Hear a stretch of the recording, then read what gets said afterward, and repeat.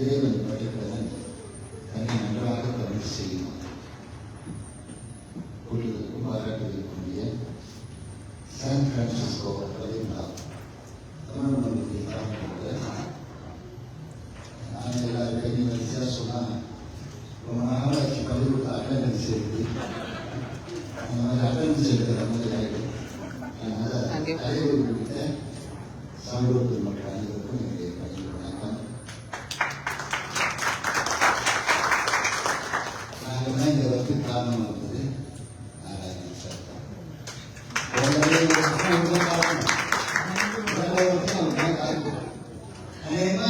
இனிமேல் தமிழ்நாடு நிகழ்ச்சியில் கல்யாணத்துக்கு தான் எனக்கு ஒரு மாநிலம்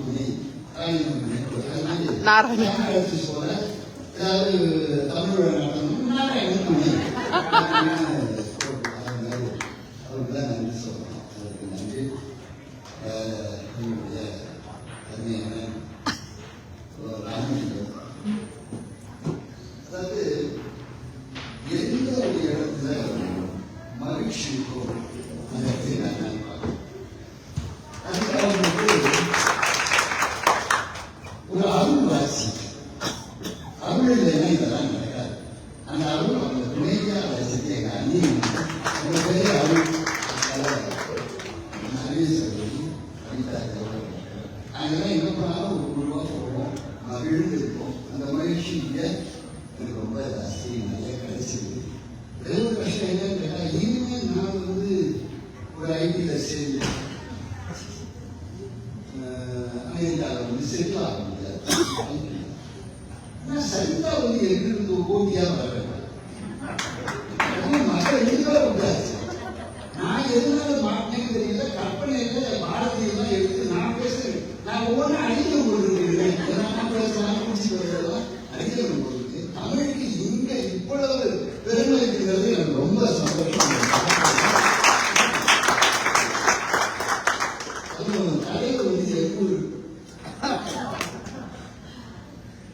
ஏன்னா எனக்கு மாற்று குடும்பத்துக்கு பயமா இருக்கும். என் பேர் எப்படி கேட்டாலும் மயக்கம் தான். என் பேரு மாது. நீங்க என் பேர் எப்படி கேட்டாலும் மயக்கம். என் பேர்ல கால் போட்டாலும் மயக்கம் தான், காலை எடுத்தாலும் மயக்கம் தான், முழுக்க மாற்று கேட்டாலும் மயக்கம் தான். ஒரு பேர் எங்க அப்பா வச்சிருக்காரு. சரிங்களா? ஒரு நல்ல நாளில் ஒரு நல்ல நேரத்தில் அதுவும் நின்று கொண்டு கேட்கிற அன்பர்கள் அத்தனை பேருக்கும் என்னுடைய நன்றிகளை வணக்கம். கற்பனை உங்களை சொல்லப்போனா இலக்கிய இந்த கற்பனை இருக்கு. நான் இந்த வருதே கற்பனை தான். ஏன் தெரியுமா? வருவோமா மாற்றமோன்னு சந்தேகம். ஆமா, உருவாரா மாட்டாரா என்ன தெரியாம அதே கற்பனையே பலனாக ஓடிச்சு. டிக்கெட்டெல்லாம் மாற்றி சரியாக பாவம் வந்த உடனே மையை கொடுத்தாங்க. அவங்க கற்பனை கூட பண்ணிக்க மாட்டாங்க.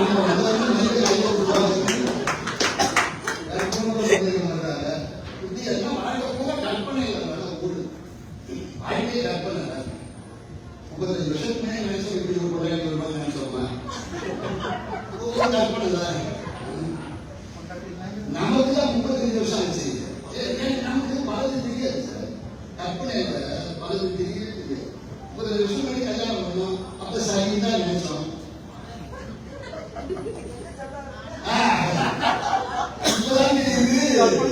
அதாவது இவருக்கு தான் 35 வருஷம் ஆச்சு. அந்த நமக்கு 35 நாளே தெரிஞ்சு போச்சு.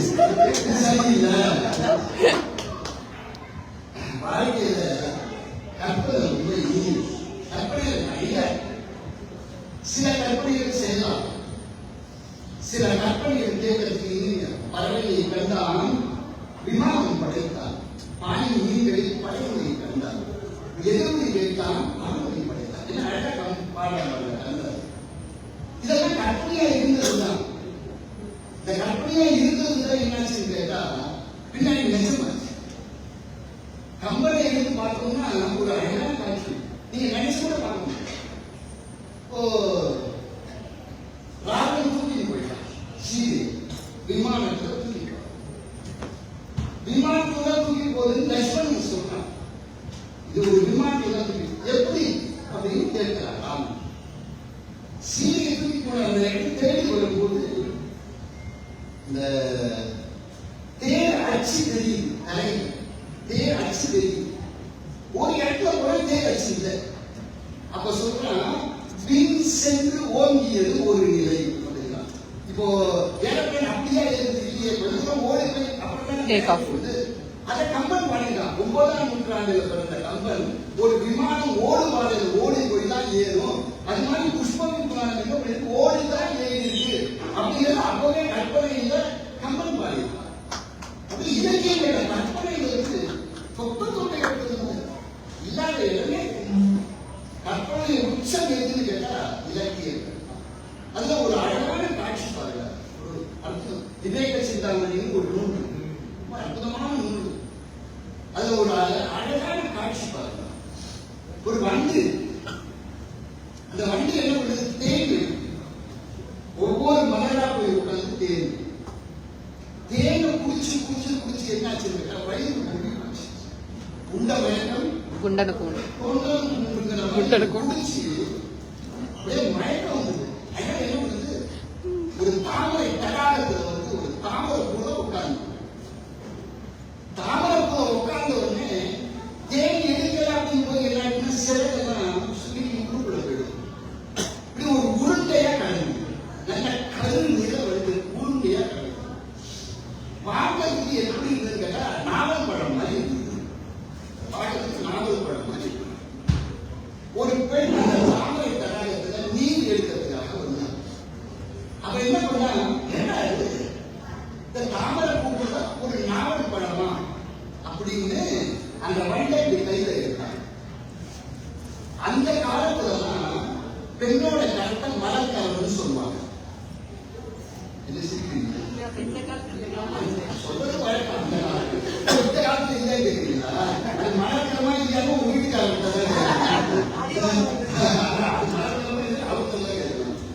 அது மலர் எடுத்த உடனே என்ன பண்ணா, இந்த பெண்களோட முகத்தை நிலவுக்கு ஒப்பிடுறது. இதுக்கு நான் அந்த காலத்துல சொல்ல வேண்டாம், அப்புறம் எல்லாத்தையும் ஏதாவது சொல்லணும். என்ன பண்ணா, என்ன நாவல் பழமா நூண்டுக்கு நேர கொண்டு போகணும்.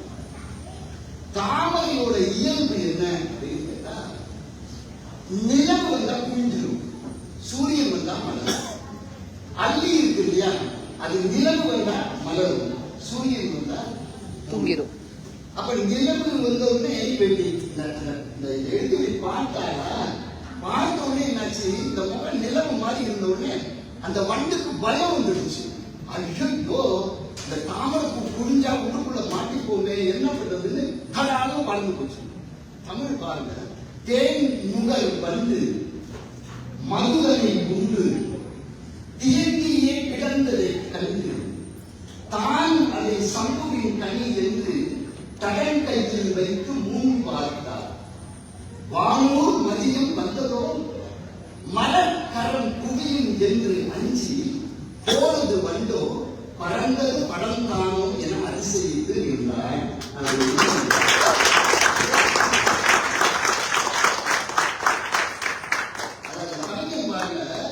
போனது வந்தோ மாற்றி பாருங்க, பறந்தது வந்தோம் தானே பாடணும், போனது வந்தோ பறந்தது படம் தானோ அந்த சொல்ல மாற்றி ஒரு அழகான கற்பனை பண்ணி என்னை அதிசயித்து போறார், அதிசயித்து போனார்.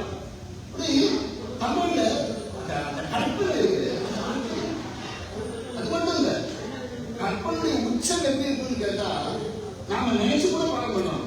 இப்படி ஒரு கற்பனையா, ஒரு வீடு, அந்த வீட்டுல ஒரே கூட்டம். என்னடா கூட்டம்னு பார்த்தா, மலர்களிலேயே ரொம்ப மென்மையான மலர் எது அப்படின்றதா, அது அனிச்ச மலர் தான். அவ்வளவு மென்மை, அதை விட மென்மையான மலர் கிடையவே கிடையாது. அந்த வீட்டுல ஒரே கூட்டம். என்னடா எல்லாரும் கேட்டா, அந்த வீட்டுல இருக்கிற பொண்ணோட இடுப்பு உடைச்சு போச்சு. இடுப்பு உடைச்சு போச்சா, ஏண்டா உடைச்சு போச்சு இடுப்பு? அது வேற ஒன்றும் இல்லை, இந்த அனிச்ச பூவுக்குள்ள அதை காம்ப எடுக்காம தலையை வச்சுக்கிட்டா அந்த வெயிட்டு தாக்காம இடுப்பு உடைச்சு போச்சு. என்ன ஒரு கற்பனை. இந்த குடும்பம் யார் திருவள்ளூர் அடிச்ச பூ கால் தலையாடு. நான் என்ன கேட்கிறேன், இதை இந்த பூ எடுத்து இதை தலையில வச்சுட்டு இடி போடலாம். அந்த காலத்துல பெண்களுக்கு கொடியிலே இருந்தது. அப்ப இந்த காலத்துல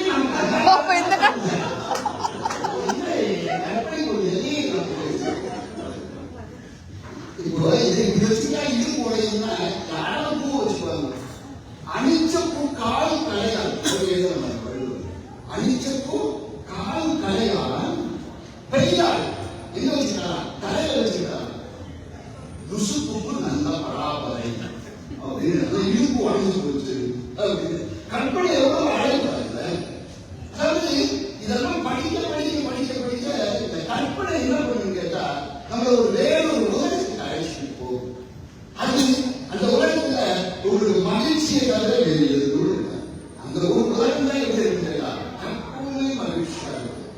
கம்பன் சொல்றான் ஒரு இடத்துல, தாழையில வந்து நிற்கிறான் அரை அவ மார்புல ராம் அம்பு பாய்ச்சி, இந்த அம்பு பாய்ச்ச உடனே அது வேகமா போச்சான். வேகமா போய் அப்புறம் போய் அது எப்படி இருந்து கம்பன் எழுதுறாங்க, சொல் ஒப்பும் கடிய வேக சுடு சரம். அந்த அம்பு எப்படி இருந்தா சுடு சரம், அது எப்படி இருந்தா சொல் ஒப்பும் நம்மளுடைய வார்த்தை மாதிரி இருந்தா. ஏன் வார்த்தையில சுட இருக்கு அப்படின்னு சொல்றோம். அந்த மாதிரி இருந்தா சொல் ஒப்பும் கடிய வேக சுடு சரம் அன்பொப்பும் நிறத்தினால் நெஞ்சில் புகுதலோடும் அவர் நெஞ்சில் உள்ளவர்களாம். தங்காது புறம் போயிற்று. தங்கா பின்னாடி போயிடுச்சு. எப்படி போயிடுச்சு? இது ஒரு உதாரணம் சொல்லணுமா இல்லையா? அந்த வேதத்துக்கு ஒரு உதாரணம் சொல்லணும். என்ன சொல்லலாம்? கம்பன் கற்பனை இப்பதான் சொல்லலாம். என்ன சொன்னாங்க? இப்போ பவுலிங் போட்டா போடும் முறையே சொல்றாங்க. 150 கிலோமீட்டர் காலையில் பவுலிங் போட்டான்னு சொல்றாங்க. காலில் போகும்போது ஸ்பீடா இருக்கிற நமக்கு தெரியுது. அரிஸ்டாட்டில் கேட்டார், நான் இப்ப எவ்வளவு வேகத்துல போறேன்னு உங்களுக்கு தெரியுதா அப்படின்னு. 120 கிலோமீட்டர் தெரியுது, நம்ம டிஸ்பிளே இருக்கு. இப்போ கம்பன் காலத்துல வேகத்துக்கு சொல்றதுக்கு என்ன ஸ்பீடா வந்து கம்பன் ஒரு கற்பனை பண்ணாங்க. அது அற்புதம். ராமனோட அம்பு தாழ மாறுறது எவ்வளவு வேகம் தெரியுமா போச்சு. வேற ஒண்ணுல நல்லவர்கள்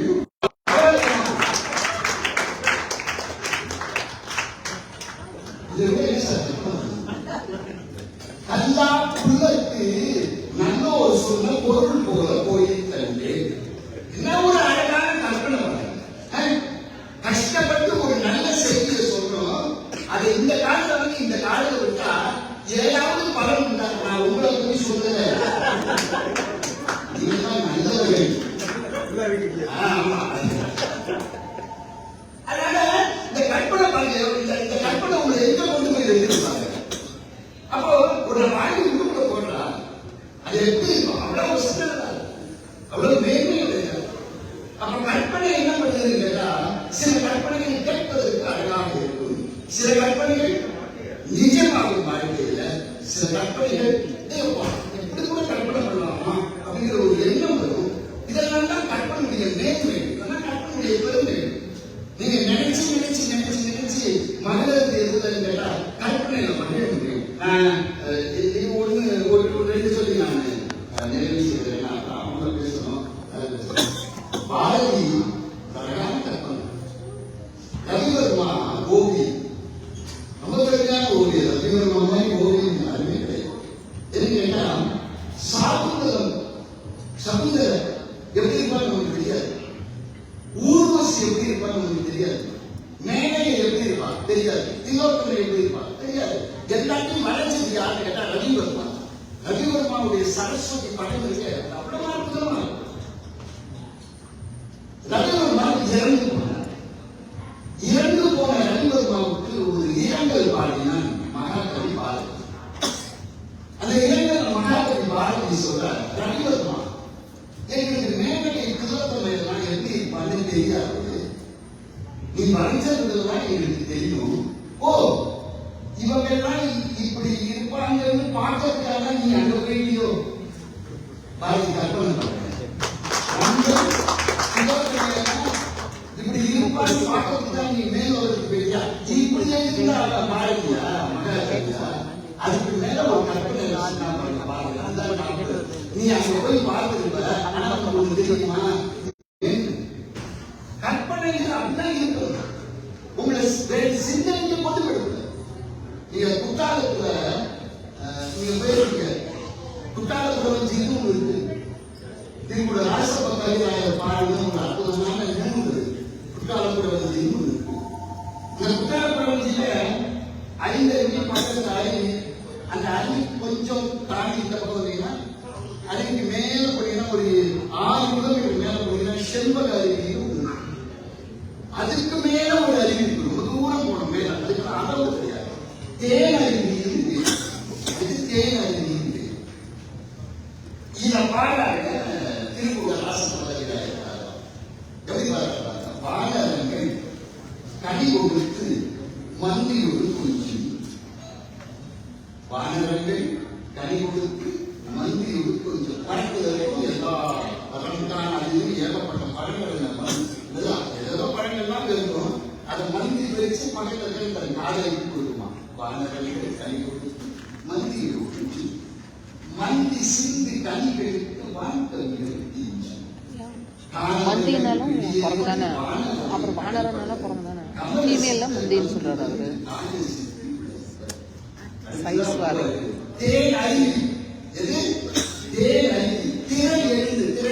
சுடுதண்ணி வேணுமா?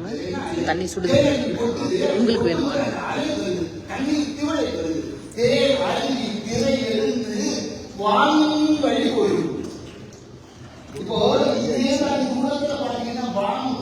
சில்லுன்னு இருக்கு. நான் சூட எடுத்து தரேன்.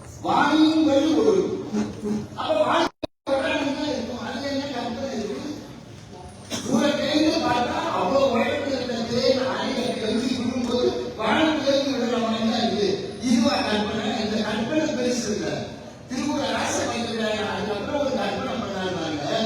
வானத்திலிருந்து விடுமா எப்படி தெரிஞ்சு உனக்கு அப்படின்னு கேட்டா, அது வேற ஒண்ணுடா.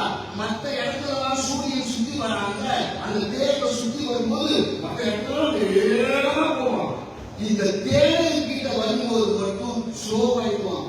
ஏன்னா வயிற்று உண்டுதான். இந்த தண்ணியில தேக்கா கழிவுச்சுட்டா உருட்டுட்டா. அப்ப தேவை எங்க போகுது தெரியுதா? என்ன கற்பனை? தேன் அருவியின் சிறை எழுந்து வானின் வழி ஒழுகும், செங்கலிரோல் பறித்தாலும் தேர்த்தாலும் கழுகும், உலகம் திரை முடித்த தேனியாளர் குற்றால திரிகூட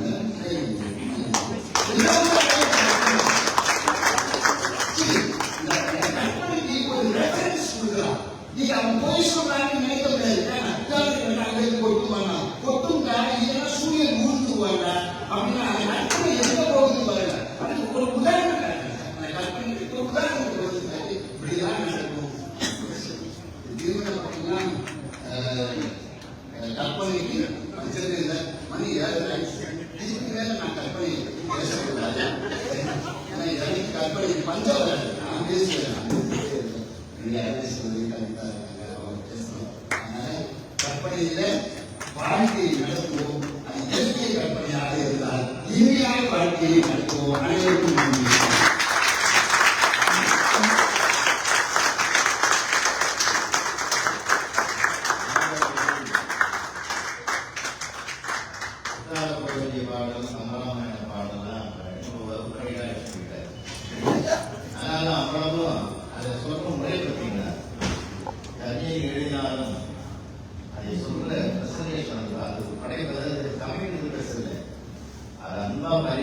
அதனுடைய அழகே இருக்குது. ரொம்ப அருமையான பரிமாறி இருக்கிறார். இந்த நிகழ்வு சொன்னார் இல்லைங்களா, அது கடினமான அப்பத்தி பாட்டு சங்க பாட்டு. ஆனால் தற்காலிக விதமாக எளிமையாக புரிகிற மாதிரி இருக்கும். நாவலன் நன்றென்று நன்றிதன் கையில் கொண்டாய், மேவிய வெண்கோ கையை கம்பன் என்று உண்ண ஆவலோடு அதனைக்கான அவன்பம் அதிகன்றைக்கு பூவினி புரியவர்களே கொள்ள பறந்ததனால இந்த காலத்தில் எல்லாரும் புரிகிற மாதிரி அது அநேக வழிதான் அவர் சொன்னது. அதை மாற்றி கொஞ்சம் புரிஞ்சிச்சிருக்காங்க. அந்த கற்பனை சிறந்த கற்பனை என்பதற்காக ரொம்ப அருமையா ரொம்ப ஒரு வசி அந்த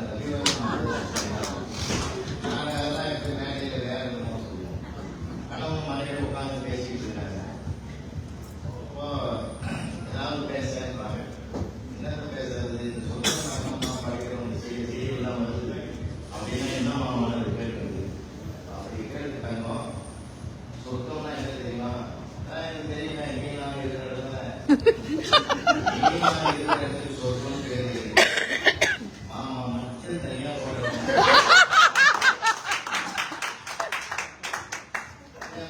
சொர்க்கம்னா எப்படி இருக்கும்? நாம சொர்க்கத்துக்குள்ள நுழைஞ்சேன்னு வச்சுங்க, ரொம்ப அந்த அம்மா சொல்லிச்சு, போமாம்மா உங்களுக்கு இங்கேயும் பேரடி அங்கேயும் பேரடி.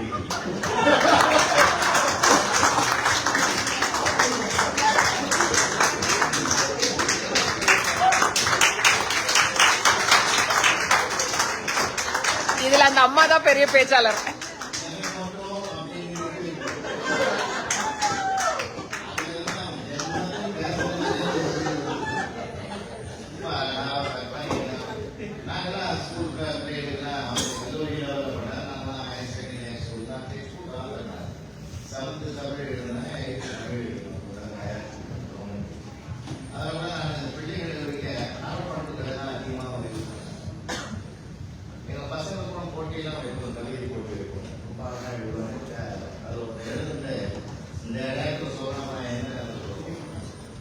செங்கல் ஒரு டேங்க் போட்டு டேங்க் ஒரு கட்டுறது புதிய ரோடு இறங்கி சாப்பிடுவோம்.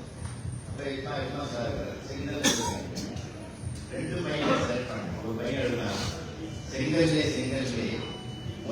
உன் சிறந்த வேலையை கண்டு காதலி பார்த்தால் உன் தக்கை காப்பாற்ற சிவனை கொண்டு மொழி மறைக்கலாம் போடுவோம். இன்னொரு வேலை எழுதினாங்க,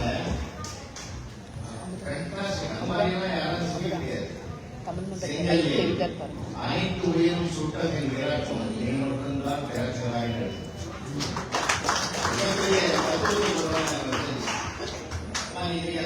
மாதிரி பேராசிரியர்கள் சொல்லிக் கொடுக்கும்போதுதான் ஒரு மக்களுக்கு ஒரு ஆர்வம் வரும். எல்லாமே மனிதனுடைய கற்பனை இல்லாமல் எந்த வாழ்க்கையுமே அமைவதற்கு வாய்ப்பு இல்லை. அந்த வகையில் சிறப்பாக பேசின மாதவர்களுக்கு மீண்டும் ஒரு வசதி.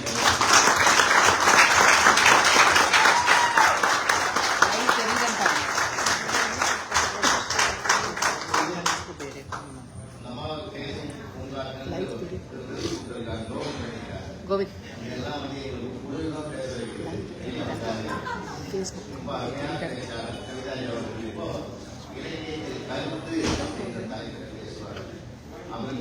லைஃப் போதும். ராஜேஷ் லைஃப் செக் பண்ணுங்க, லைஃப் போதான்னு பார்ப்போம்.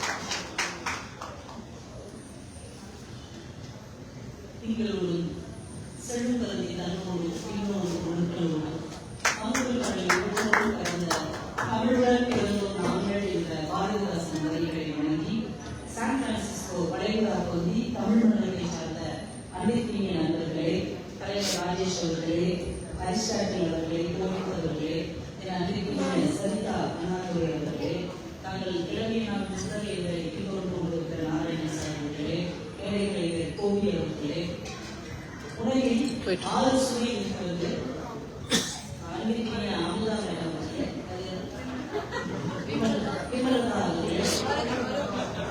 வரதராஜன்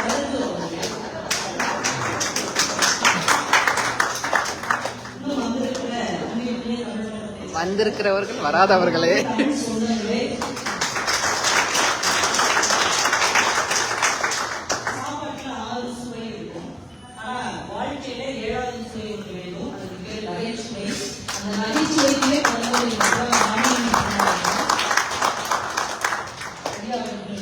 ஐயாவோடு எப்போதும் இணைந்தே வரக்கூடிய எங்கள் அன்பிற்கிய அம்மா அருள்மொழி அவர்களுக்கும், திருச்சி மலைக்கோட்டை எவ்வளவு உயர்ந்ததோ அதுபோல திருச்சியில் தமிழ் கோட்டையாக இருக்கக்கூடிய என்னுடைய பணிவான வணக்கங்களை தெரிவித்துக் கொள்கிறேன். இலக்கியத்தில் கருத்து அப்படிங்கிற தலைப்பில் கொடுத்துருக்காங்க. நான் முதல் பிடிச்ச நேரத்துல நான் முடிச்சிருவேன், இல்லைன்னா இன்னும் ஒரு கருத்து தான் போதும்.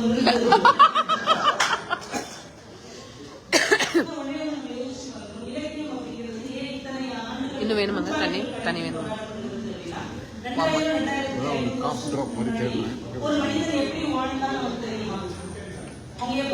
ஹால்ஸ் மாதிரி எதுவும் இருக்காது. ஏன்னா இப்பதாங்க ரெப்பரா வரை வர்றேன். எல்லாமே அழிஞ்சு போச்சு. ஆனாலும் தமிழ் இப்படித்தான் இருந்தது என்று அன்னை தமிழ் வளர்த்த தமிழ்நாட்டிலிருந்து அமெரிக்கா வந்து பேசிக் கொண்டிருக்கிறோம் என்றால் அந்த இலக்கியம் அழியாது. ஒண்ணு செய்கிறது. ஏன் அது அழியாம இருக்குன்னா அது சொன்ன கருத்து. இன்னும் எத்தனை நூற்றாண்டு கடந்தாலும் எவ்வளவு அறிவியல் விஞ்ஞான வித்தியாச சிறப்புகள் வந்தாலும் கூட ஒரு அடிப்படை வாழ்க்கையில மனிதன் இப்படித்தான் வாழ வேண்டும் ஒரு கருத்து இருக்கும் இல்லையா? அந்த கருத்தியல் தான் நம்ம தமிழை இவ்வளவு சிறப்பாக வாழ வைத்துக் கொண்டிருக்கிறது. இப்ப சாதாரணமா பாருங்களேன், இப்ப எங்க பார்த்தாலும் போர் குறித்து ஒரு பதட்டம் இருந்து கொண்டே இருக்கிறது. இன்னும் எத்தனை நூற்றாண்டு கழித்தாலும் அது இருக்கதான் செய்யும். மனிதன் என்னைக்கு இது என்னோடது அப்படின்னு ஒண்ணு தனக்கு எடுத்து வச்சாலும் அன்னையில இருந்து இன்னொருத்தர் கூட சண்டை ஆரம்பிச்சிருச்சு. நாங்க இதுக்கு 3வது தடவை டிக்கெட் மாத்தி வந்தோம். டிக்கெட் 3 தடவை மாத்தி எப்பத்துல இருந்து போடுறீங்க? என்ன காரணம்? இந்த பிரச்சனை தான். பொதுவா போற வந்து யாருக்கு பண்ணுவாங்க? அதிகாரம் இருந்தவன் போர் பணபலம் யார்கிட்ட இருக்கோ அவன் போர் தொடங்கும். யாருக்கிட்ட போரிடுவதற்கான வீரர்கள் அதிகமா இருக்காங்களோ அவங்க போர் தொடங்குவாங்க. அப்ப பலம் மிகுந்த பதவி நிறைந்த பணம் நிறைந்தவர்கள் எப்பயுமே போர தொடங்கி வருவாங்க. ஆனா நம்ம தமிழ் இலக்கியம் என்ன சொல்லுது? ஒரு அரசனுக்கு 4 வகையான படை இருக்கும். ஒண்ணு யானை படை, இன்னொன்னு குதிரை படை, இன்னொன்னு வேலுப்படை, இன்னொன்னு காலாட்படை. இந்த 4 படை இருக்கணும் அப்படிங்கறத நம்மளுடைய படையினுடைய வரைவு. ஆனா தமிழ் இலக்கியம் என்ன சொல்லுது? ஒரு மன்னன் கிட்ட இந்த 4 படை இருந்தாலும் இதற்கு முன்னாடி ஒரு படை இருக்கணும். அது என்ன படை அப்படின்னு கேட்டா அறநெறி முதற்றே அரசின் ஒற்றம் என்று தமிழ் இலக்கியம் சொல்றோம். எத்தனை படம் வேணும்னு வச்சுக்கோங்க. ஆனா இன்னொருத்தங்க சண்டை போடுற இல்லையா? உன் பக்கம் அறம் இருக்கணும், உன் பக்கம் நியாயம் இருக்கும், உன் பக்கம் உண்மை இருக்கணும், உன் பக்கம் நியாயம் இருக்கணும். அது இருந்தா மட்டும்தான் நீ போர் செய்யணுமே தவிர என்கிட்ட பலம் இருக்கிறது, பணம் இருக்கிறது, அதிகாரம் இருக்கிறது என்பதற்காக ஒருபோதும் போர் செய்யணும். சொன்ன இவ்வளவு சிறப்பான கருத்தை சொன்னீங்க தமிழ் இலக்கியம். இன்னொன்னு நம்ம இந்த விழாவை ஸ்பான்சர் பண்றாருன்னு சரிதான் சொன்னாங்க. நீங்க பொதுவாகவே பாருங்க, நல்ல விஷயங்களுக்கு ஸ்பான்சர் பண்றவங்க கொஞ்சம் சாதாரண மனிதர்களா தான் இருக்காங்க. ஒரு ஊர்ல பெரிய பணக்கார ஒருத்தர் இருப்பார், அவர் எந்த நல்லதுக்கு ஸ்பான்சரே பண்ணணும். கொஞ்சம் பணம் வச்சிருப்பாருல அவர்தான் ஸ்பான்சர் பண்ணுவாங்க. ஊர்லயும் பாருங்க, இங்கேயும் பாருங்க, நிறைய பணம் ஸ்பான்சர் பண்ணவே மாட்டாங்க. ஆனா ஓரளவு இன்னும் கண்டிப்பா பண்ணுவாங்க. கடையேழு வள்ளல்கள் அப்படின்னு நம்மளுடைய தமிழ் இலக்கியத்துல 7 பேர் சொல்லுவாங்க. கடையேழு வள்ளல்கள் அவங்கள யாருமே மூவேந்தர் கிடையாது. இதுல சேர சோழ பாண்டியன் இருக்காரா? கிடையாது. யாருமே மிகப்பெரிய பேரரசர்கள் கிடையாது. இவங்க எல்லாருமே குறுநில மன்னர்கள், சின்ன சின்ன நிலப்பகுதியே ஆனவர்கள். அவங்கள யாரும் தெரியுமா உங்களுக்கு? நானே சொல்லிடுறேன். ஆரி, ஓரி, தாரி, அதியல், ஆயந்திரன், நல்லி, வேல். இந்த 7 பேர் தான் கடையேழு வள்ளல்கள். இவங்க ஏன் கடையேழு வள்ளல்கள் நம்ம கொண்டாடுறோம்? ஆரி உங்களுக்கு தெரியும், அவர் என்ன பண்ணாரு? முல்லைக்கு தேர் கொடுத்தாரு. முல்லைக்கு தேர் கொடுத்தாரு. வேலன் என்ன பண்ணாரு? மயிலுக்கு போர்வை. அதியமான் என்ன பண்ணாரு? மான் அவைக்கு நெல்லிக்கனி. சாரி. காளிங்கிறவர் என்ன பண்ணாரு? தன்னை தேடி வந்த புலவர்களுக்கு குதிரை கொடுத்தாரு. பணத்தை எல்லாம் கொண்டு போறது பெருமனை போகாது, குதிரை மேல ஏறி உட்காந்து பொன்னில் எழுதி பார்க்கணுமே பாடிட்டே போயா அப்படின்னு குதிரைகள் கொடுத்தாரு. ஓரியும் ஒருத்தர் இருக்கிறார் பாருங்க, அந்த மனுஷன் என்ன பண்ணிருக்காரு? தன்னை தேடி வருகிற புலவர்களுக்கு நாடுகளே கொடுத்தாரு. சிங்கப்பூர் உலகு, ஆஸ்திரேலியா உலகு, ஆப்பிரிக்காவில் யுனெஸ்கோ, இது ஒவ்வொருத்தருக்கும் நாடுகளையே கொடுத்திருக்காரு. நம்ம அது வந்து ராஜேஷ் அவர் கொடுப்பாரு. ஆமா, அவர் என்ன பண்ணிருக்காரு? அவர்கிட்ட யாராவது போய் உதவி கேட்டா இனிமே யாருக்கிட்டையும் போய் நிற்க முடியாத அளவுக்கு மொத்தமா கொடுத்தாரு. லைஃப் டைம் செட்டில்மெண்ட் சொல்றாங்க. இனி யாருக்கையும் போய் அங்கீகரிச்சு நன்றி கொடுத்தாரு. ஆயந்திரன் ஊர்களை கொடுத்துருக்காங்க. தென்காசி உனக்கு, திருவண்ணாமலை உனக்கு, சேலம் உனக்கு அப்படின்னு ஒவ்வொருத்தருக்கு ராஜபாளைய உனக்கு அப்படின்னு ஒவ்வொருத்தருக்கும் ஊர்களை. பர்கூர் எனக்குங்க. 7 பேருமே சிறந்தவர்கள் இருக்குதானே? 7 பேருமே 2 பேரும் ரொம்ப சிறந்தவர்கள் தமிழ் இலக்கியம் சொல்லுது. யாரு? 7 பேர் நான் உங்களுக்கு சொல்லுங்க. இந்த 7 பேரும் 2 பேர் ரொம்ப சிறந்தவர்கள். பெஸ்ட் ஆஃப் தி பெஸ்ட் அப்படின்னு புறப்பொருள் வெல்வாம அழைக்கிறது யாருங்க? பாரியும் பேருங்க. மற்ற 5 பேரும் உதவின்னு கேட்டு வந்தவங்களுக்கு செஞ்சாங்க. இவங்களா போய் உதவி முடியாத அவங்களுக்கு உதவி செய்ததால் சிறந்தவர்கள் சிறந்த உலகமே மனிதனையும் பற்றி பேசும்போது உயிர்மையை பற்றி பேசியது நம்முடைய தமிழ் இலக்கியம். அதனால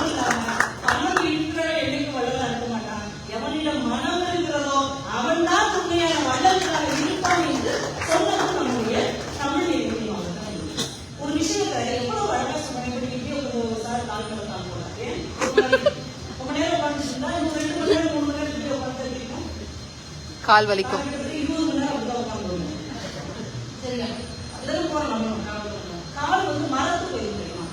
கால் அப்படியே மரத்து போச்சு. ஏன் மரத்து போச்சுங்கிறது என்ன இருக்கும்? உணர்வு இல்லாம போயிருச்சுன்னா மரத்து போச்சுன்னு சொல்லுவோம். ஒருத்தர் எந்த உணர்வு இல்லாம நின்றுட்டே இருக்காங்க. ஏன் அப்படி மரம் மாதிரி நிற்கிற அப்படின்னு சொல்லுவோம். அப்ப உணர்வே இல்லாத ஒன்ன சொல்றதுக்கு மரம் மாதிரி நிற்கிற அப்படின்னு ஒரு உதாரணம் சொல்லுவோம். ஆனா தமிழ் இலக்கியத்துல தமிழ் வளர்த்த மரம் எப்படி பாருங்க ஆச்சரியப்படுவீங்க. தலைவனும் தோழியும் பேசிட்டாங்க. தலைவியும் தோழியும் பேசிட்டாங்க. தலைவி தலைவனை பார்க்க முடியாம வெளிச்சுட்டே போறாங்க. ரொம்ப அப்படியே பார்க்க முடியல. இப்ப தோழி கேட்கறாங்க, நீ ஏன் இப்படி ஆயிட்ட, ஏன் வெளிச்சுட்டே போறேன், இப்படி அழகு போயிட்டேன். தலைவி சொல்றா, கறி போய்த்தான் கீழ் நின்ற மரம் போல கவின் வாழி அப்படிங்கிறாங்க. அர்த்தம் நான் சொல்றேன். ஒரு பொய் சாட்சி சொல்றவன் ஒரு மரத்துக்கு கீழே வந்து நின்னா அந்த மரம் எப்படி வாழி போகணுமோ அந்த மாதிரி தலைவனை பார்க்காம நான் வாழி போயிட்டேன். என்ன ஒரு உதாரணம் பண்ணு. இன்னைக்கு உணர்வே இல்லாத ஒருத்தர் நம்ம மரம் மாதிரி இருக்கிறோம். ஆனால் அன்றைக்கு தமிழன் வளர்த்த மரம் கூட மான உணர்வோடு இருந்தது. பொய் சாட்சி சொல்லி அதை கீழே வந்தா வெட்டப்படுது, வேதனைப்படுறது, வாழி போயிருக்குலாம் வந்து நம்ம கீழே நிற்கிறான் பாருங்க. இப்ப என்ன ஒரு மரத்தை நம்முடைய இலக்கியம் நமக்கு கற்றுத்தருகிறது வச்சுக்கணும். சமகால இலக்கியத்துல ஒரு 2-3 விஷயத்தை நான் சொல்லிடுறேன். இதுல உள்ள அழகியல் பாருங்களேன். அன்னைக்கு தோழியும் தலையும் எப்படி பேசிட்டாங்க. சமகால இலக்கியத்துல ஈரோடு தமிழன் ஒரு சின்ன அவருடைய பெரிய கட்டுரையில ஒரு சின்ன வசனம். தலைவியும் ராதையும் தோழியும் பேசினாங்க. ராதை இரவு நேரம் வெளியே கருதுறாங்க. தோழி கேட்காங்க, எங்கே போகிறாங்க? ராதை சொல்றாங்க, கண்ணனை பார்க்க போவாங்க. கண்ணனை பார்க்க இவர் கேட்காங்க, யாராவது உன்னை பார்த்து விட்டால்? இவர் சொல்றாங்க, இது இரவு தானே, யாரும் பார்க்க மாட்டாங்க, இது இரவு தானே. அடுத்து அவர் சொல்ற பார்த்துதான் கவிதை முடிய வைக்கும். இது இரவு தானே, இது இரவு தானே, நீ மின்னல் அல்லவா, நீ பரிசு இருக்கீங்க, எல்லாருக்கும் நீ தெரிஞ்சிருக்கீங்க. அந்த அழகியல் உணர்வு இருக்குது, அது நம்மளுடைய இலக்கியத்தை அப்படியே தாங்கி பிடித்ததே. ஒரு துயரத்தை இன்னொருத்தருடைய தோழி மடைமாற்றி வைப்பதற்கு இலக்கியம் மாதிரி ஒரு அழகான விஷயம் எதுவுமே கிடையாது. நீங்க எல்லாருமே தமிழ்நாட்டில் ஒவ்வொரு கூட சேர்ந்தவங்க இருக்கீங்க. எல்லாருக்கும் எல்லா ஒரு பஸ் ஸ்டாண்ட்லயும் பாத்தீங்கன்னா ஏதாவது ஒரு பொருள் விற்பாங்க பாத்தீங்களா?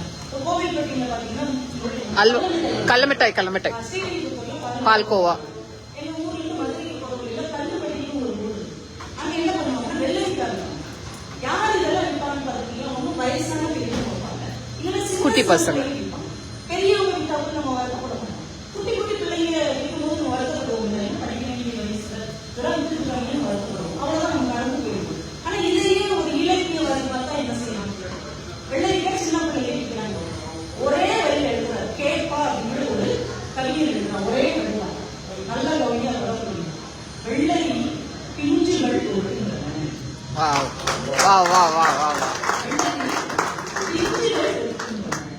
இனிமே நீங்க யாராவது சின்ன குழந்தைங்க எதாவது விற்கும் போது உங்க மனசுக்குள்ள ஒரு சின்ன துடிப்பு இல்லாம போகவே போகும். அந்த அளவுக்கு இலக்கியம் நமக்குள்ளே ஒரு ஆழமான அர்த்தத்தை தந்து கொண்டே ஒண்ணு இல்லைங்க.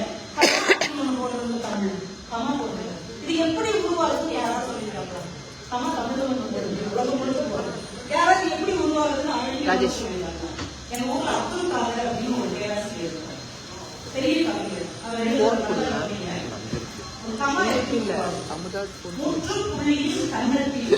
முற்றுப்புள்ளியின் கன்னத்தில் செல்லமாக கிள்ளுங்கள், அது கமா. முற்றுப்புள்ளியின் கன்னத்தில் செல்லமாக கிள்ளுங்கள், அது கமாயிருது. இந்த மாதிரி அழகிய நம்ம தமிழ் இலக்கியம் ரொம்ப அழகா சொல்லிட்டு. அதே மாதிரி இந்த வாழ்க்கையை முரண்பாடுகளாக வரையும். இத தாய் கவின்னு ஒரு கவின்னு சொல்லுவோம். இப்பயும் நீங்க எந்த கோயிலுக்கு போனாலும், நம்ம ஊர் திருவிழாவுக்கு போனாலும் நம்ம என்ன பண்ணுவோம், யானையை பார்த்தோம்னு என்ன பண்ணுவோம். எத்தனை வயசு ஆனாலும் யானை இருக்கும் போது அதிசயமாக சொல்லுவோம். யானை, கடல், ரயில், இதெல்லாம் எத்தனை வயசு ஆனாலும் நமக்கு ஒரு ஆசையான ஒரு சொல்லலாம். யானை பார்த்தோம்னு என்ன பண்ணுவோம், கையில ஒரு 10 ரூபாவோ ஏதோ ஒரு பழத்தை ஆசீர்வாதம் பண்ணுவோம். இல்லைன்னா குழந்தைகளை கொண்டு போய் ஆசீர்வாதம் பண்ண சொல்லுவோம் இல்லையா? ஆனா என்னைக்காவது நம்ம யோசிச்சு பார்த்துக்கிறோமா, இந்த யானை எங்கிருந்து வருது, அது எப்படி நம்ம ஆசீர்வாதம் பண்ணணும் அப்படின்னு யோசிச்சு பார்த்துருக்கீங்களா? தாய் அப்படின்னு ஒரு கவிஞர் எழுதிட்டான், வனத்தையும் வாழ்வையும் இழந்து சபிக்கப்பட்ட யானையை தான் உங்களுக்கு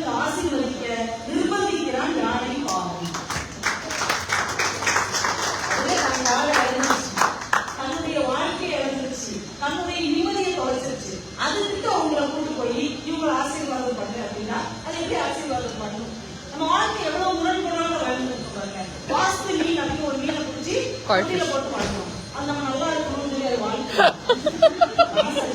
2 லட்சம் 3 லட்சம் இது நமக்கு வளர்க்கணும். வாஸ்து மீன் ஒரு மீன் மட்டும் ஜோடியா கூட விட மாட்டேங்கிறாங்க. எவ்வளவு கட்டாயம் வந்து ஒரு மீனை பிடிச்சி ஒரு தொட்டிக்குள்ள நம்ம வாழ்க்கும் நம்ம இது மாதிரி கோய் ஃபிஷ் உலகத்துல ஏதாவது இருக்கா? சில பேர் பாத்தீங்கன்னா இந்த கூண்டு புள்ளி வச்சு ஜோசியம் பார்க்கறாங்க. அவருக்கு முன்னாடி போய் உட்காந்து என் வாழ்க்கை எப்படி இருக்கும் கிளிய பார்த்து வாழ்க்கை இழந்ததை உணர்றாங்க. இது மனித வாழ்க்கையின் இந்த அற்பத்தனங்களை ஒரு இலக்கியம் சட்டல கண்ணத்துல யாராவது ஒரு மனுஷன் ஏற்க மாட்டோம். ஆனா ஒரு கவிதை மூலமாக ஒரு இலக்கியத்தின் மூலமாக சொல்லும் போது அது நம்ம இதயத்தில் ஒரு மிகப்பெரிய இடத்தை டக்குன்னு ஒரு சிறுகதை நான் சொல்றேன், சுருக்கமாக சொல்றேன். நம்ம தமிழ் சிறுகதை எழுத்தாளர்கள் ரொம்ப சிறந்த எழுத்தாளர்கள் டி. ஜானகி. நம்ம வாழ்க்கையை எப்படி வாழ்ந்தாரு? காண்டாமணி எப்படி ஒரு கதை. காண்டாமணினா என்ன தெரியுமா? என்ன பண்ணுவாங்க? காண்டாமணினா என்ன தெரியுமா? சீப்பை ஒழிச்சு வச்சுட்டு இப்ப கதைகள் நடக்காது சொல்வார்ல, மூக்கு உடப்பாருங்க போய் யோசிக்க அதெல்லாம் போட்டாரு. ஆனா காண்டாமணினா என்ன அப்படின்னா இந்த மாதா கோவில் எல்லாம் வச்சிருப்பாங்க ஒரு பெரிய பெல். பழைய சிவன் கோவிலுக்குலாம் நீங்க அந்த பெரிய பெல் இருக்கும். காண்டாமணி இருக்கு. ஒரு சின்ன ஊர்ல ஒரு மெஸ், இந்த கணவனும் மனைவி நடத்துவாங்க. அது மாதிரியான ஒரு மெஸ் ஒரு கணவனும் மனைவி நடத்தி வராங்க. இந்த கணவனா இருக்கக்கூடிய ஓனர் எல்லாருக்கும் சாப்பாடு பரிமாறுறார். ஒரு நாள் இரவு 7-7:30 ஒரு வயசான தாத்தா வந்தார். சாப்பிட்டு அவர் வந்து உட்கார்ந்துருக்கார். இவர் வாளியில சாம்பாரை போய் அவருக்கு ஊத்திட்டு உள்ள போயிட்டு பார்க்கிறாரு. அந்த சாம்பார் மொத்தமா வச்சிருப்பாங்கல்ல, அந்த பாம்பு பாம்பு சுத்துக்கிறது திரு திருன்னு ஓடி வர்றாரு. இந்த கிழவர் அவசர அவசரமா அவங்க சாப்பிட்டு முடிச்சிருக்காரு. என்ன செய்ய தெரியல, வாங்க விழுந்த சாம்பார் எடுத்து சாப்பிட்டுட்டாரு. இப்ப அவரு கை கழித்து பில் கொடுத்து போயிட்டாரு. ஒரு பதட்டமா இருக்கு. பக்கத்துல உள்ள சிவன் கோயில் போயிருக்கிறார். ஐயோ இதெல்லாம் பிரச்சனை ஆயிடக்கூடாது, இந்த பிரச்சனையில இருந்து நான் தப்பிச்சிருக்கேன், நான் தப்பிச்சுட்டா உனக்கு நான் காண்டாமணி வாங்கி போறேன் அப்படின்னு வேண்டிக்கிறேன். இப்ப நைட் எல்லாம் தூக்கம் இல்லாம படப்படன்னு இருப்பாரு. காலையில சங்க ஊது என்னடா வெளியே வந்து கிழமை கற்பனை போய் சேர்ந்தார். எல்லாம் எடுத்துட்டு போறாங்க. ஆனா இந்த பாம்பு விழுந்த சாம்பார் இறந்தாருன்னு யாருக்கு தெரியும்? ஏன்னா வயசானவங்க இறந்துட்டாருன்னு தூக்கி போயிட்டாங்க. இப்ப இவர் தப்பிச்சாரு. உடனே வாங்கி கொண்டு போய் சிவன் கோயில போட்டு வந்துட்டாரு. இப்ப நிம்மதியா தான் இருக்கு. மறுநாள் மத்தியானம் சாப்பாடு பரிமாறு, உற்சாகமா பரிமாறு. மத்தியானம் உச்சிகால பூஜை நடத்தி அந்த சட்டம் அப்படின்னு பாம்பு சாம்பார் தாத்தா பாம்பு சாம்பார் திரும்ப திரும்ப ஒரு பரிமாறியாச்சு. நைட்டு மறுபடி சாப்பாடு டிஃபன் பரிமாறிட்டு இருக்காரு. கோயில சாயந்தர பூஜை நடக்குது. தண்ணி சட்டை அப்படி நின்றாரு. பாம்பு சாம்பார் தாத்தா சாம்பார் பாம்பு இதுவே திரும்ப திரும்ப ஓடும். உங்களால முடியல. 2 நாள் பார்க்கிறாரு. 3ஆவது நாள் அந்த பூசாரியை பார்த்து இந்த காண்டாமணியை நான் வாங்கிட்டேன், அதுக்குரிய பணத்தை உண்டியல்ல போடுறேன்னு சொல்லி பணத்தை கொடுத்துட்டு காண்டாமணியை வந்து வீட்டுல வச்சுறாரு. டி. ஜானகி எப்படி முடிகிறார்கள்? நீங்கள் குற்றத்திலிருந்து தப்பிவிடலாம், நீங்கள் செய்த குற்றத்திலிருந்து தப்பிவிடலாம், ஆனால் ஒருபோதும் குற்ற உணர்ச்சியிலிருந்து தப்பிக்கவே முடியாது. நம்ம பல நேரம் நம்ம செய்த தப்பி யாருக்கும் தெரியாது அப்படின்னு நம்பி செய்யணும். ஆனா ஒரே ஒரு மனசாட்சி, நம்ம மனசாட்சி தெரியும். இப்ப நம்ம மனசாட்சியோடு வாழ்வதுதான் சிறந்த வாழ்க்கை என்பதைத்தான் மனத்துக்கள் ஆசிரியன் ஆதல் என்று வள்ளுவர் சொன்னார். ஒண்ணு மட்டும் சொல்றதுக்கு எல்லாத்தையும் 7 வருஷத்துக்கு சரியா 4 முடியும். இன்னும் ஒரே ஒரு விஷயம், எனக்கு ரொம்ப பிடித்தமான எழுத்தாளர்கள் ஒரு அறிமுகப்படுத்தணும் அப்படின்னா முத்துலிங்கம் அப்படிங்கிற எழுத்தாளர் பத்தி எத்தனை பேருக்கு தெரியும்? முத்துலிங்கம் அப்படிங்கிறவர் கவிஞர் முத்துலிங்கம், சென்னைக்காரர், எம்ஜிஆர் பாட்டு எழுதுவாங்க. அவரு நான் சொல்றேன். முத்துலிங்கிற எழுத்தாளர், அவர் ஒரு தமிழ் எழுத்தாளர். ஆனா தமிழ்நாட்டை சேர்ந்தவர். அவர் இலங்கையில கொக்குவில் அப்படிங்கிற ஒரு சின்ன கிராமத்தில் பிறந்தவர். இப்ப கனடால செட்டில் ஆயிருந்தார். 85 வயசு வாழ்ந்துட்டு இருந்தார். அவருடைய வாழ்க்கை வரல ஒரு படைப்பாளி அவன் கடந்து வருகிற பயணத்தை எப்படி பதிவு செய்யறாங்க. நீங்க நல்ல இலக்கியம் படிக்கணும், உலகத்தின் எல்லாத்தையும் தெரிஞ்சுக்கணும் நீங்க நினைச்சீங்கன்னா முத்துலிங்கத்துடைய கட்டுரைகள் கதைகளை படிங்க, நாவல் படிங்க. அவரு கொக்குவில்ங்கிற ஊர்ல பிறந்தாரா. அதுக்கப்புறம் அக்கௌண்டன்ட் படிச்சாரு. ஐநா சபையில மெம்பரா இருந்தார். தமிழ் இதெல்லாம் இருக்காரு, உலக வங்கியில வேலை பார்த்தார். எல்லா கட்டங்கள்லயும் உள்ள ப்ராஜெக்ட்ல அவர் இடம் எடுத்திருக்காரு. அவர் ஒரு கட்டுரை தொகுதி, அவர் சின்ன பிள்ளையா இருக்கும்போது, சின்ன பையனா இருக்கும் பொழுது, அவங்க முக்கவிங்கிற அந்த கிராமத்துல, யாழ்ப்பாணத்தில் உள்ள கிராமத்துல ஒரு வீட்டுக்கு ஒரு கிணறு இருக்கும், சின்ன கிணறு, ஒரு வீட்டுக்கு ஒரு கிணறு, அழகான வளர்ந்து பாருங்க. ஆனா இவங்களுடைய துரதிஷ்டம் 2 வீட்டுக்கு நடுவுல ஒரு கிணறு. இவங்களுக்கு பாதி கிணறு தான் சொன்னோம். இவங்க அம்மாவுக்கு அது ஒரு பெரிய வருத்தமாவே இருக்கும். ஏன்னா பக்கத்து வீட்டுக்காரங்க அதை குழந்தைறாங்க. அப்ப இவங்க என்ன செய்ய வேண்டியிருக்கு, காலையில அந்த அடுத்த வீட்டு ஆம்பளை எந்திக்கிறதுக்கு முன்னாடி இவங்க காலையில 5 மணிக்குள்ள குளிக்க வேண்டியது, இல்லைன்னா நைட்டு 10 மணிக்கு மேலே இவங்க அம்மா குளிக்க வேண்டியது. இப்ப நமக்குன்னு கிணறு இருந்தா நம்ம நினைச்ச நேரம் எல்லா வேலையும் பார்க்கலாம்னு அப்பா கிட்ட ஒரே சொல்றாரு, நமக்குன்னு ஒரு சொந்தமான கிணறு இருக்கணும், நமக்குன்னு ஒரு கிணறு இருக்கணும். வேற எதையுமே அவங்க அம்மா ஆசைப்பட்டு கேட்டதே இல்லை. ஆனா அப்பா சொல்றாரு, கிணறு இல்லைன்னா பரவாயில்ல, நீ ஏற்கனவே பாதி கிணத்துக்கு சொந்தக்காரி தானே, பாதி கிணறு உனக்கு தானே, கவர்மெண்ட் அவர் போயிடுறாரு. அப்படியே நாட்கள் ஓடுது. ஒரு நாள் எங்க சின்ன பையனா பள்ளிக்கூடத்துல இருந்து வீட்டுக்கு வர்றாரு. எதிர்த்த தெருவுல இருந்து 4 இந்த கொத்தனாரு சித்தா எல்லாம் வர்றாங்க மண் வெட்டிட்டு வர. இவங்க அம்மா வாசல் வந்து கேட்கிறாங்க, என்ன எங்க போயிட்டு வரீங்க அப்படின்னு. நாங்க கிணறு வெட்டிட்டு வர்றோம் அப்படின்னா. கிணறு வெட்டிட்டு வர்றீங்க, எவ்வளவு பணம் ஆச்சு? 4000 ரூபாய் ஆச்சு. அந்த காலத்துல ஒரு கிணறு வெட்டு 4000 ரூபாய். 4000 அப்படின்னு உள்ள வந்துடுறாங்க. ஒரு 6 மாசம் 1 வருஷம் ஆகுது. அவங்க அம்மா உடம்பு சரியில்லை, இறந்து போயிடுறாங்க. அம்மாவுக்குன்னு நம்ம வீட்டுல ஒரு அலமாரி இருக்கு தெரியுமா, அந்த காலத்துல சுவர்லயே பதிக்கப்பட்டு ஒரு அலமாரி. அந்த சாவியை அம்மாக்கு யாருமே தர மாட்டாங்க, அவங்க வீட்டுலயே தான் சொல்லிட்டு. இப்ப அம்மா இறந்த உடனே அந்த சாவியை வந்து அலமாரியை திறக்கிறாங்க. இவரும் இவருடைய அக்காவும் திறக்கிறாங்க, சின்ன பிள்ளைங்க. அது நிறைய பொருள் வச்சுக்காம ஒரு சின்ன பாக்ஸ் ஒன்று யாரும் முடிச்சு திறந்து பார்த்தா ஒரு 50 காசு பணம் சேர்த்து வச்சிருக்காங்க. யாருக்கும் தெரியாம பேசணும், அப்பாவுக்கு தெரியாம யாருக்கும் தெரியாம சேர்த்து வச்சிருக்காங்க. இந்த பணத்தை என்றாங்க அக்காவும் தம்பியும் சேர்ந்து 2000 ரூபாய். அவளுக்கு 2000 ரூபாய். முத்துலிங்கம் அந்த கட்டுரையை எப்படி முடிக்கிறார், என் அம்மா வாழும்போதும் பாதி கிணற்றுக்கு தான் சொந்தக்காரியாக இருந்தார், அவள் இறந்த பிறகும் பாதி கிணற்றுக்கு தான். ஒரு இளைஞன் நமக்கு என்ன கருத்தை காட்டுகிறது என்றால், ஒரு தாயின் ஏற்றம் கடைசி வரைக்கும் ஏற்றமாகவே இருக்கிறது. ஒரு பொய்யை நாம் மறைப்பதற்கு இன்னொரு பொய்யை சொல்லும் போது அது மிக மோசமான விளைவை ஏற்படுத்துகிறது. ஒரு இலக்கியம் காட்டுகிற கருத்தின்படி நம்ம வாழ முயற்சி செய்தாலே இந்த வாழ்க்கை சிறப்பான வாழ்க்கையாக இருக்கும். திரும்பி பார்த்தோம்னா நாம் நல்லபடியா வாழ்ந்துக்கணும், நம்ம மனசுக்கு நிம்மதியான ஒரு வாழ்க்கையை நாம் வாழ்வதற்கு வழிகாட்டுவது நம் தமிழ் இலக்கியம் என்பதை உங்களிடம் சொல்லி இவ்வளவு நேரம் பேச வாய்ப்பு கொடுத்த அத்தனை நல்ல உள்ளவர்களுக்கு நன்றி சொல்லி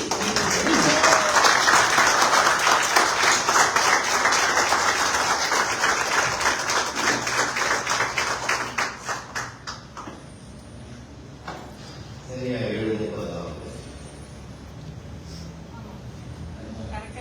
கரெக்டா 7.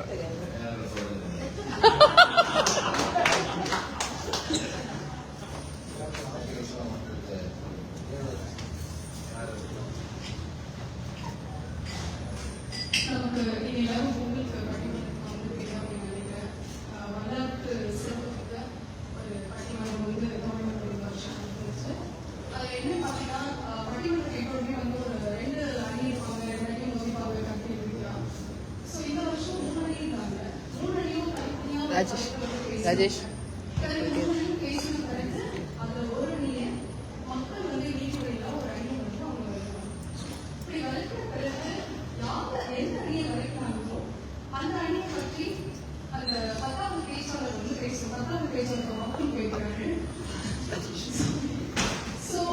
ரொம்ப நேரமா நிக்கிறாரு.